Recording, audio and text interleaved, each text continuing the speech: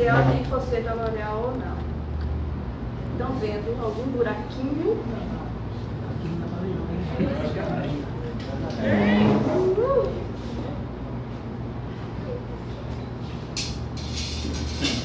Vamos aproveitar. Isso é um movimento serpentiforme. Né?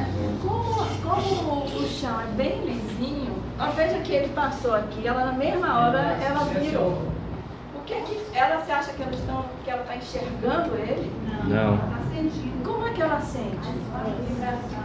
Ó, perceba que a língua dela tá vindo na mesma direção. Ela vira a língua pra cá, ela vira a língua pra cá, tá vendo? Não se esqueça que ela tem fossetas labiais. E ele está emitindo ondas de calor.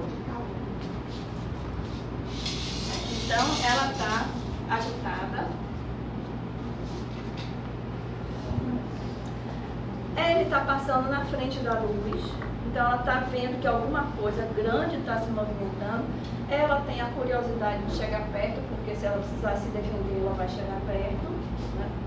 Mas o máximo que ela está tentando é saber o que é. Porque ela deve estar apavorada. Lembre-se que ela não enxerga nada. Se você fechar o olho, você fica apavorado, né?